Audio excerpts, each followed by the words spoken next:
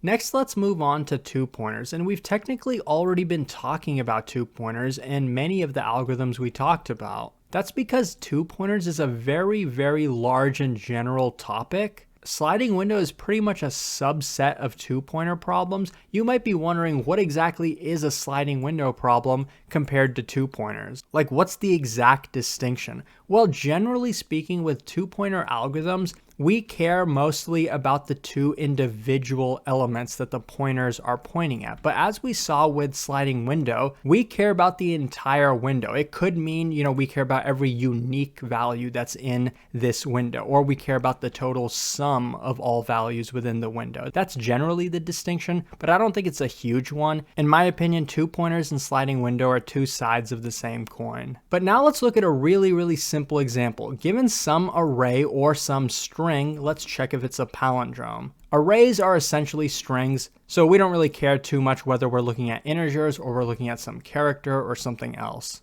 We just want to know if it's a palindrome. A palindrome is something that once you reverse it, it's the same thing. So if we were to reverse this, we would get 1, then we would get 2 over here, and continuing, we would get something like this after reversing it. It looks the exact same as the original, so therefore it is a palindrome. So we could solve this problem multiple ways. We could, build another array by iterating through these elements in reverse. But an easier way is with two pointers, because then we don't need extra space. We initialize a pointer all the way at the left and a pointer all the way at the right. We compare the two individual elements at each pointer.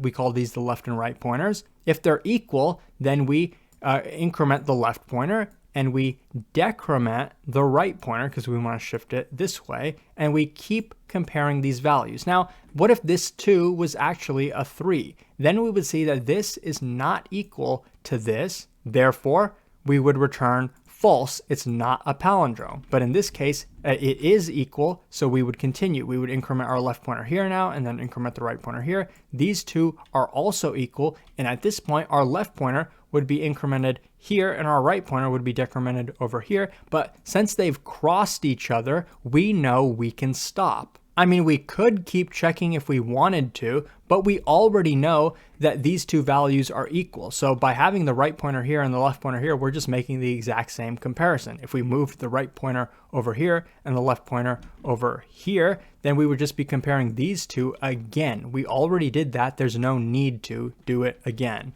So the code for that would look something like this. Suppose we're given some word or some array. It doesn't really matter. The algorithm will be the same either way. We initialize our left and right pointers at the beginning and the end. Now, while this is a really, really simple example, there are a lot of problems that follow this exact same pattern where you initialize a pointer at the beginning and initialize another pointer at the end. In this case, we just compare the characters. If they're unequal, we return false. Otherwise, we shift the pointers. And if our pointers ever cross each other, that means we checked every single pair of characters, and therefore the input is a palindrome and we can return true. Now let's take a look at a more complicated example. Suppose we're given a sorted input array. As you might guess, that's going to be important for this problem. We want to return two indices of two separate elements, meaning that they have to be in different positions, which sum up to the target value. In this case, for this example, let's say the target value is equal to 7. And let's assume that there's always going to be exactly one solution. The obvious two-pointer solution would be the brute force one. We have 2 pointers. We compare every pair of elements to each other.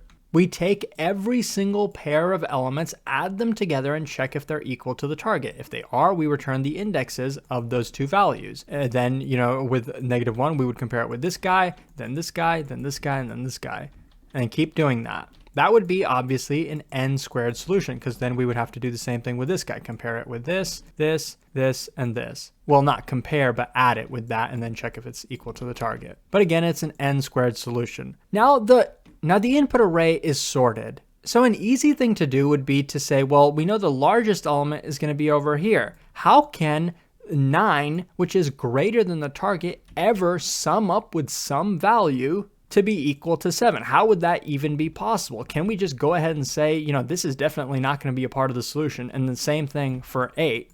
Well, we can't quite do that because, as you can see here, we have some negative values. So it technically is possible that this 9 added with a -2 would equal the target. In this case, though, we don't have a -2. So initializing 2 pointers the same way we did earlier, do we have any information? This is our largest value and this is our smallest value. We add them together, we get 8. That's bigger than the target. So what does that tell us? When we took the largest value and added it with the smallest value, we were still larger than the target value. That means that there's no possible element in the entire input array that we could add to 9 that would equal the target, because we tried the smallest value and that still didn't work. So that tells us that 9 is never going to be part of a solution. So we would never consider 9. So in this case, we would shift our pointer over here. Since we know our array is sorted, this value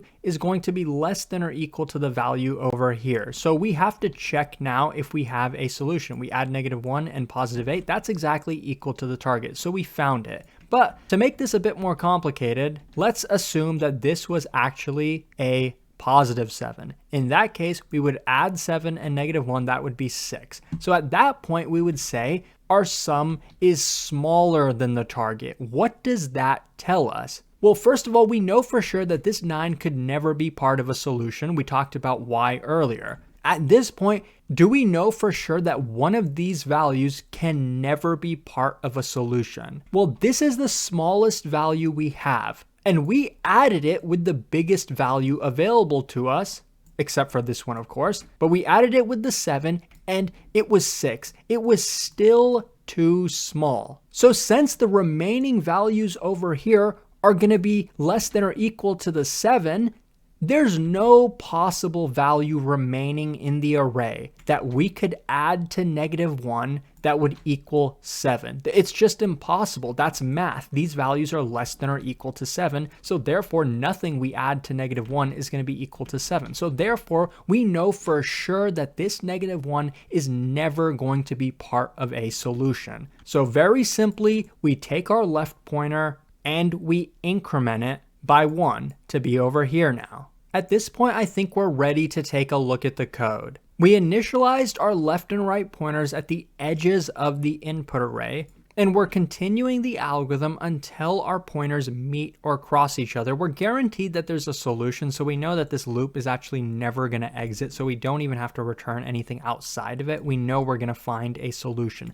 But before we find a solution, when we have our total sum, and the total sum is larger than the target, as when we initialize our pointers here, then we take the right pointer and decrement it.